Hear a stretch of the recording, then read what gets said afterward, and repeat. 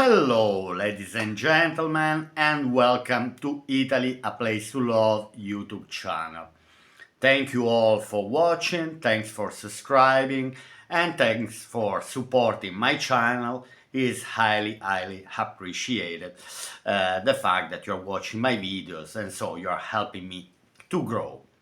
Here on this channel where I talk about Italy, Italy a place to love and Italy a place to know. So here on this channel I'm always trying to share as much more information as possible about Italy, and I try to cover all the topics about Italy for people who are relocating, for tourists, for anyone who wants to know more about Italy. So if you love Italy and you want to know more about Italy, subscribe to my channel. Now, after all this short introduction, let me introduce today's topic that probably by the title you have already guessed what I'm going to talk today. And it's about the Italian depopulation. Now, this is another hot topic in Italy because now Italy is facing a kind of decline from the population point of view. So we can call it depopulation. So this started, let's say, already years ago, because it's around 20 years that in Italy the population is slightly decreasing. So population is decreasing. The reason why mainly the population is decreasing is because Italian people, Italian couples don't have children. So generally the birth rate is very low. So now let's say one thing that, for example, had been calculated that if you want to keep the population stable in Italy, so in Italy we are now a bit less than 60 millions, if you want to keep the population stable, the birth rate per woman should be 2.1. So each woman should have, now we know you cannot have 2.1, let's say should be an average between 2 and 3 children per woman. These would keep the population stable. Let's say that if we want to increase the population in Italy, each woman should have around 3 children or more. Now, 3 children, I believe anyway, it's a big effort for a woman and also for a family anyway to raise 3 children. It's not an easy job nowadays. Now, the birth rate at the moment in Italy per woman is 1.2. So we are nearly 1% less the amount that would keep the population stable. So this birth rate at 1.2, so this is causing a decline of the population. So the population is decreasing. For example, the statistics are not working in favor of Italy. If we think, for example, that by 2030, in just 5 years, it seems like the population will decrease of 1 million. So we are talking about between 58 and 59 millions. And actually, I was reading somewhere that by 2050, the population in Italy, it said that it's going to be around 45 million. Now, 45 millions by 2050 or 2060, let's say this is the range. A 15 million decrease, it's a big number. I mean, this obviously is going to cause a lot of problems, economical problems, for example. You cannot really, but anyway, the economical point of view, it's not really important in this video, but just to tell you that, for example, GDP is constantly growing when the population of a nation is growing. Now, if you have the population growing like India, for example, So you assure that in the coming years, in the following years, you are going to have a kind of increase also of the GDP. That's why, for example, India is one of the countries which has one of the highest GDP on the planet at the moment, because you have potential future consumers. And this is what the GDP is. It's the amount of money a nation spends completely, including everyone and so on. So this big decrease will bring for sure to Italy a certain amount of problems from an economical point of view, but also anyway it might cause problems at a different levels anyway. For example, if we are thinking about the house market, we might say that technically this is another topic where people are discussing a lot nowadays in Italy. They say for sure there's gonna be a decrease of the prices of the houses, simply because there's gonna be less people, and so the value of the property is going to decrease. The risk is also to have a lot of properties empty. So I'm not here to say what to do, for example, to get out from this no way out, let's say, because it seems like we are in a no way out in Italy. I don't know. I think the only way, for example, as an ignorant, as a normal person, as an average person, I might say, okay, we can focus on the growth of the population if we start financing couples, for example, to have children. I don't know, okay, this is gonna put an extra expenses on the budget of the country. This might create more debt, for example, but I'm in favor of a financial support, for example, for all type of situations. It can be a family who decide to have one child, and the government is gonna sponsor the child in many ways. I mean, there are countries which are doing this. And also, for example, single mothers, single women who need support, because obviously if a single mom doesn't have incomes, big incomes to support the growth of these children, she's gonna face big financial problems. So there should be, from my ignorant point of view, there should be an high support from the government. Then also, what else I can say about the depopulation? About the depopulation, there are two more things that I want to focus.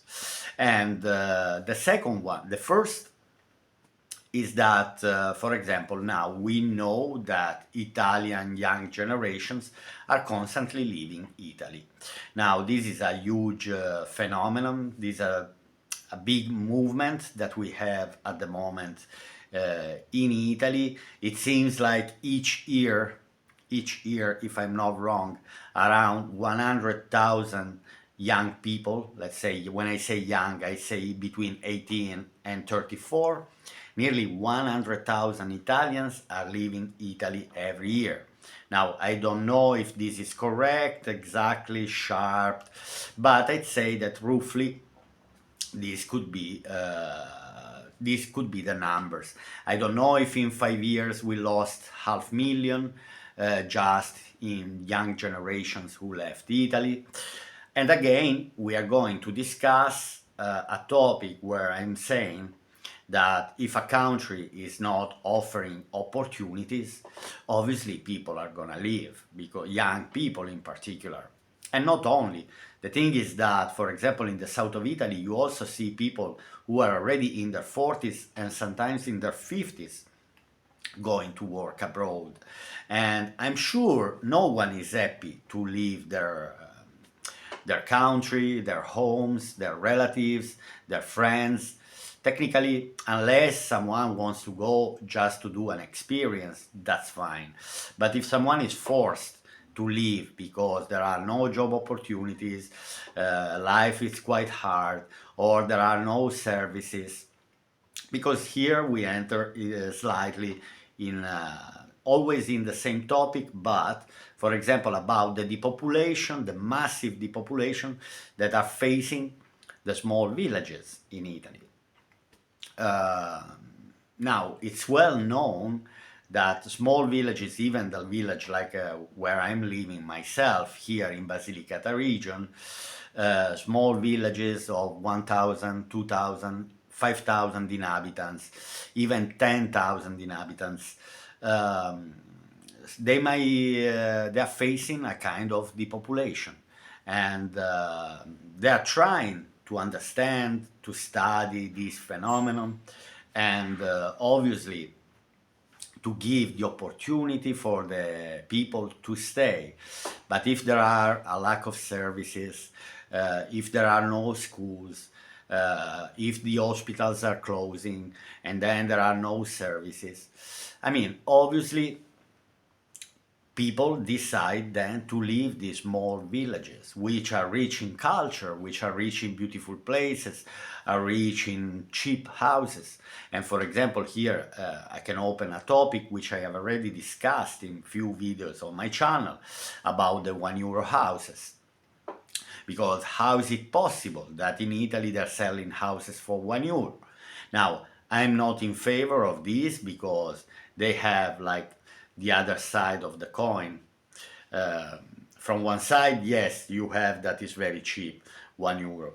But the negative side, the bad side of this €1, of these €1 houses, is like that. Two things. First, they have to be renovated, and you don't know basically how much you are going to spend to renovate these houses. Then what happened? I'm going to explain you now shortly why they're giving these houses for €1. Now let's take as an example this town where I'm living. 1,000 inhabitants. Nearly half of the houses are empty. Then we have an historic center, the historical part of the town, okay? And then we have a new part of the town that was built during the 80s, 90s, and early 2000s. Now, in each village you go in Italy, in any of the villages that you go in Italy, you notice that the old part of the town, the historical part of the towns, had been emptied, abandoned, because people prefer to live in the new areas built in each town. Now, it wasn't very smart, but the construction system, the fact that the construction to let the construction economy run, so it's always good to build houses, and also logistically, this old part of the towns, for example, have very narrow roads. They have no parking space unless you have a garage, a private garage. Transportation, the transports might not commute the old part of the town very well, while you might have, for example, a better transportation in the new areas.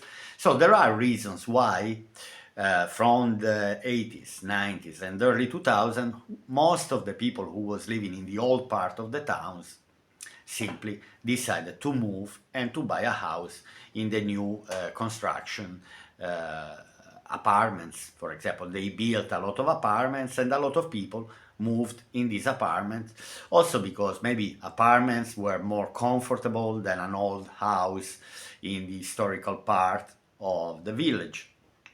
So, and I can say, let's talking about the south of Italy mainly, like Sicily, Calabria, Basilicata, Puglia region. It's a bit different if the towns are on the coast. It's a bit different, but Molise, Abruzzo, Campania, also Lazio, Marche, Umbria are all facing the same problem.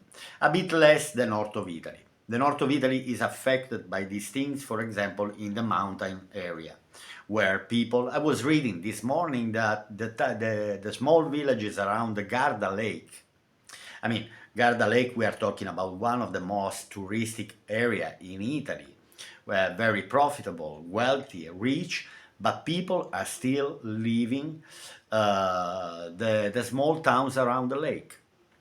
That sounds crazy because anyway, these places are beautiful. But for example, okay, you might not have the services that you wish to have if you live in a bigger town or in a bigger city.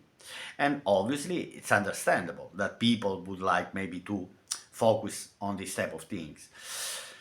It's difficult. It's a very difficult topic to, in particular, if you want to try to see a way out, how to improve the situation. And personally, I took the choice, for example, to live in a small community, in a small town. I really enjoy it. I don't regret it. I won't step back. I will never go back to any city unless I'm forced, because seriously, the situation is not really going that as I was planning. But I planned a kind of very reasonable life standard. I knew what I was expecting, so I'm not really facing problems. Also, I can say mental problems from this point of view, because I'd say many people might be concerned about living in a small community with no services, with not many services around. Okay, so this was the first thing. And the second, which, for example, now this has to be understood better, I will investigate more, and is about the immigration in Italy. Now, we all know that in Italy we had basically from the 90s and 2000 and to 2010, we had really massive immigration from Africa. Uh, these, for example, this immigration, which I say now, I don't know the exact number. It's a pity I didn't check the exact number of how many immigrants are living in Italy, people who are not Italian. I could say, roughly, guess that maybe there are around 5 million. Now, what would have been the Italian population, for example, without these 5 million immigrants? This is very important because I remember maybe when I was 20 years old, I remember Italy being 61 million, maybe a tiny bit less than 61 million. Now we are a tiny bit less than 60 million. So we lost 1 million. But we had 5 million immigrants coming in the last 30 years. So it means that without these 5 million immigrants, now we would have had 61 minus 5, we would have had not 59, but we would have had 55, 56, which is a problem for a country, in particular for a developed country like Italy, again, where is important also the economy, the working force, the labor that are going to work in the factory, even if the jobs are decreasing.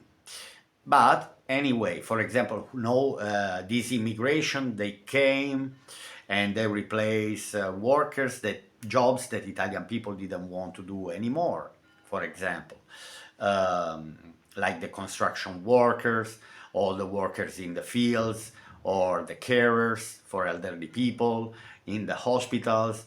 These type of jobs, like I'm not even saying nurses, but I'm talking about cleanings, let's say cleaning, caring, farming, and construction, and some heavy work, industry works. They're all being replaced by these immigrants, because Italians didn't want to do any more these type of jobs.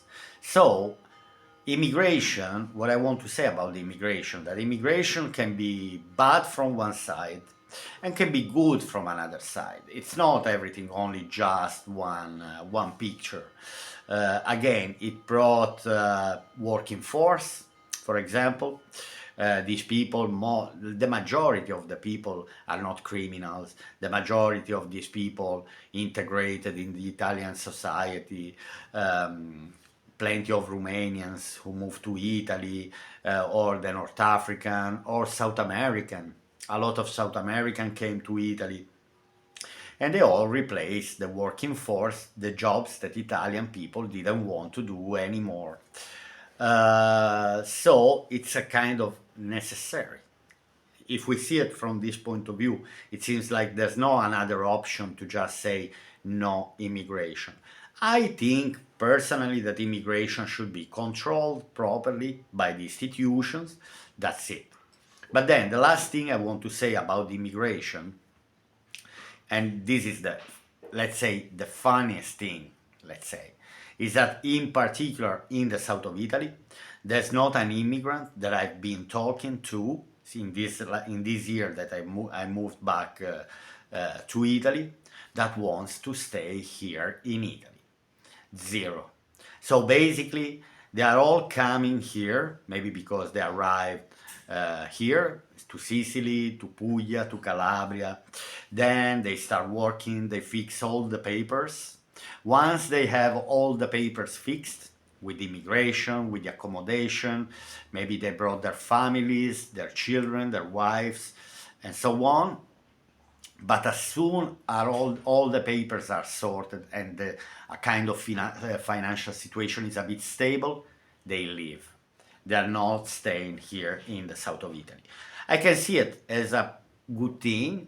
If I don't like to have a lot of immigrants around me, I might say, okay, the south of Italy is the best place because immigrants don't want to stay here. Obviously, they are moving where there are more job opportunities, where the salaries are better.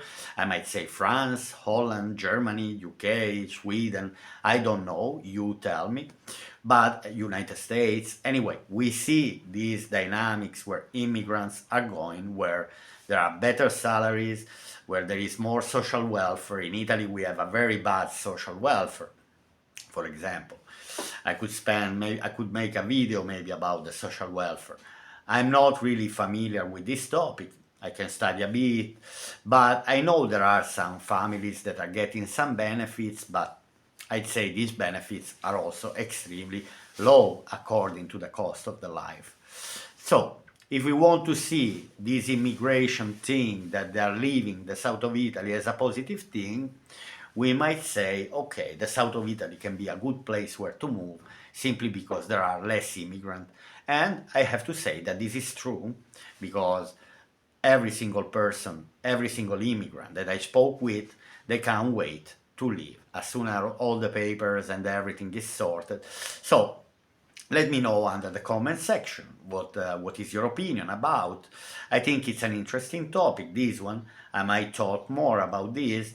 If I find interesting news, I might develop this topic a bit more.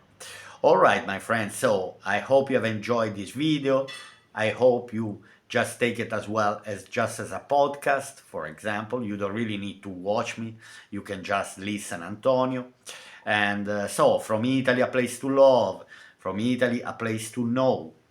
Everything we have to know about Italy, I'll try to put on this channel. Every day I make a video. And so, I hope you're enjoying, and I'll see you soon here on Italy, a place to love. Bye!